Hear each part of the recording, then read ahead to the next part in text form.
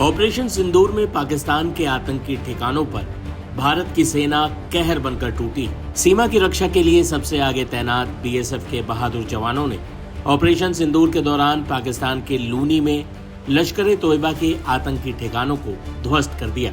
इसके अलावा पाकिस्तान के कई आतंकी ठिकानों को, लॉन्च पैड को और बंकरों को बीएसएफ ने तबाह कर दिया।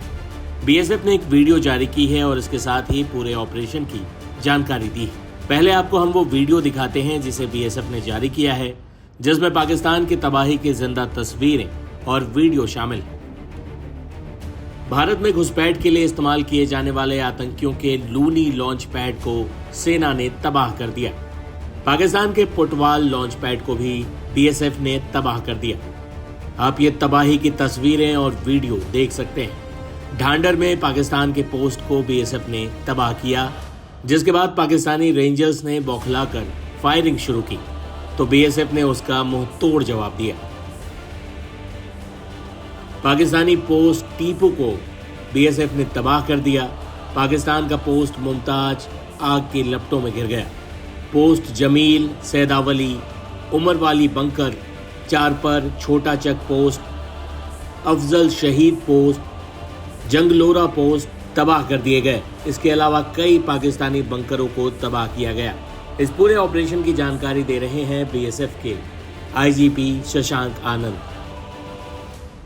7 मई को जब ऑपरेशन सिंदूर लॉन्च हुआ तो उसके बाद से इंटेलिजेंस एजेंसीज की ओर से हमें इस प्रकार के भी इनपुट्स आ रहे थे कि क्रॉस बॉर्डर फायरिंग में उसकी आड़ में पाकिस्तान के द्वारा दोबारा से आतंकवादियों को सीमा पार घुसपैठ के लिए भेजा जा सकता है और ऐसे में सीमा की चौकसी बेहद जरूरी हो गई थी।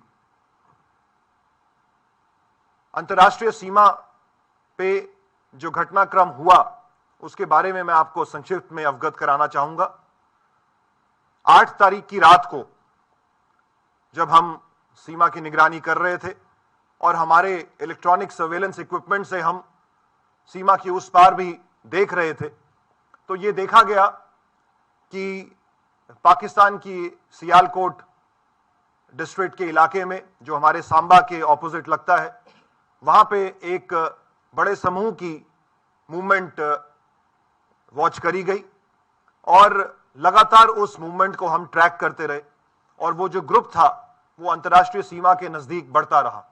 रात का समय था, वहां का जो इलाका है वो अंड्यूलेटिंग ग्राउंड है, टूटा हुआ ग्राउंड है। उसका आड़ लेके ऐसा ये प्रतीत हो रहा था कि दुश्मन की ओर से घुसपैठ की कोशिश की जा सकती थी। बीएसएफ ने ये फैसला लिया कि जब तक ये समूह हमारी निगरानी में है हम उनको अंतर्राष्ट्रीय सीमा को पार ना करने दें और इसीलिए 8 तारीख की रात को बीएसएफ के द्वारा सांबा क्षेत्र में प्रीएम्प्टिव स्ट्राइक्स लॉन्च करी गई। प्रीएम्प्टिव स्ट्राइक्स को लॉन्च करते ही एक तरफ हमने दुश्मन को सरप्राइज कर दिया, लेकिन उसके कुछ समय बाद पाकिस्तानी पोस्ट से हमारी पोस्टों के ऊपर फायर शुरू हुआ और उसकी तैयारी हमने पहले से कर रखी थी और उसी का ये फलस्वरूप रहा कि हम उस क्रॉस बॉर्डर फायरिंग में हमने पाकिस्तान की कई पोस्टों को भारी नुकसान पहुंचाया और हमारा खुद का कोई भी नुकसान नहीं हुआ। उस इलाके के जो सेक्टर कमांडर हैं श्री मंड, वो हमारे बीच में उपस्थित है। मैं अब उनसे अनुरोध करूंगा कि वो चंद शब्दों में आपको उस घटनाक्रम के बारे में अवगत कराएं। डीआईजी इंद्रेश्वर नगर। धन्यवाद श्रीमान। 8 तारीख की रात को जैसे आईजी साहब ने बताया, अभी काफ़ी इनपुट्स हमारे पास थे। अभी भारी जमावड़ा जो उग्रवादियों का सियालकोट एरिया में जो इनके लॉन्च पैड्स हैं वहाँ पे है, तो हमने 10 बजे के आसपास हमारा जो सर्वेलेंस डेट्स हैं उन्होंने इनका मूवमेंट को डिटेक्ट किया एडवांस में और कोई 40-50 के आसपास का मूवमेंट ये था जो बॉर्डर की तरफ बढ़ रहा था। तो उस समय अंदेशा एप्रिसिएशन यही था भी या तो ये इन्फिल्ट्रेशन करेंगे या हमारे फॉरवर्ड जो बंकर्स हैं उनका नुकसान पहुंचाने की ये कोशिश करेंगे। तो इस पे कॉल लिया गया तो प्रीएम्प्टिव हमने उनको स्ट्राइक किया, जिससे भारी नुकसान उनको हुआ, उनका मूवमेंट जो है स्कटल हुआ उस एरिया में। एंड जैसे हमने पहले से एक्सपेक्ट किया था तो उनके कुछ पोस्टों ने बीएसएफ की बीओपीज पर काफ़ी हैवी फायरिंग उन्होंने शुरू कर दिया, जिसका रिटेलिएशन माकूल तरीके से दिया गया। वो ऑलरेडी प्लान था कौन सी पोस्ट में किस वेपन से हमने उसको साइलेंट करना है, इट वाज ऑलरेडी प्लान्ड।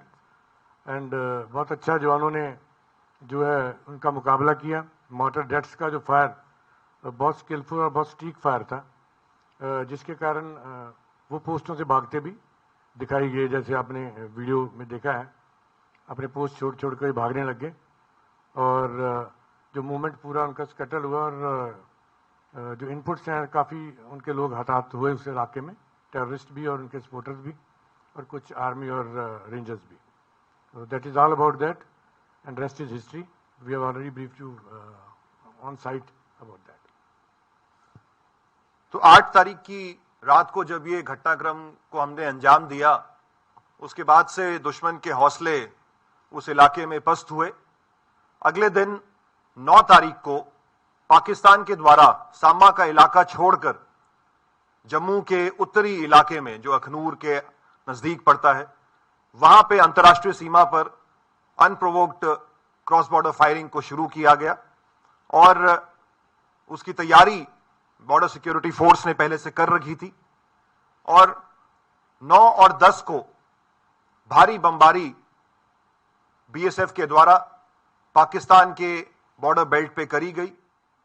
इस दौरान हमने ये प्लानिंग कर रखी थी कि मौका मिलेगा तो अंतर्राष्ट्रीय सीमा के नजदीक जो आतंकवादी लॉन्च पैड्स हैं उन पे भी बीएसएफ के द्वारा हमला किया जाएगा।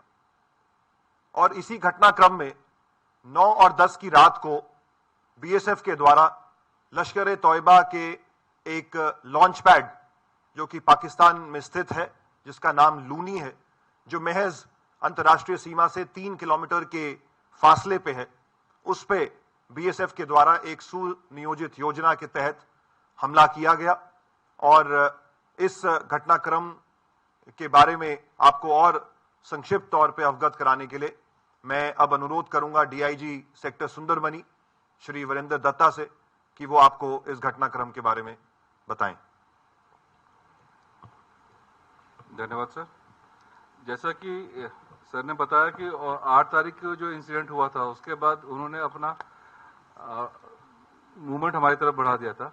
इसी संदर्भ में हमारे पास एक इंफॉर्मेशन आई थी जहां पे कि बताया गया था कि 18 से 20 मिलिटेंट का लूनी में होने का न्यूज है और वो उनका एक्सपेक्टेड ये था कि वो जो है क्रॉस बॉर्डर फायर का फायदा उठाते हुए वो इन्फिल्ट्रेट करेंगे सो दैट बाद में जाके हिंटरलैंड के अंदर ये हमारी आर्म फोर्सेस के या हमारे कैंपसेस को ये टारगेट कर सकें।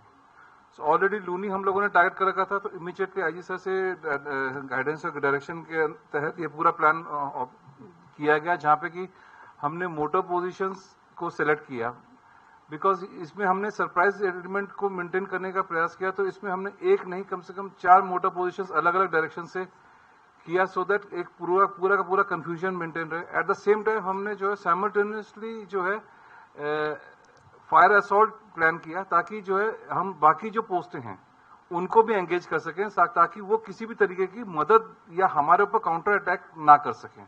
तो एक बहुत ही कोऑर्डिनेटेड वेल प्लान ऑपरेशन था जहां पे कि हमने 2 फेजेस में उसको किया ताकि हम मैक्सिमम जो है उस पे कैजुअलिटी इन्फ्लिक्ट कर सकें एंड वो हम अचीव भी कर पाए। एंड लूनी पूरी तरीके से डिस्ट्रॉय भी हुआ और उनको काफी कैजुअलिटी का सामना करना पड़ा।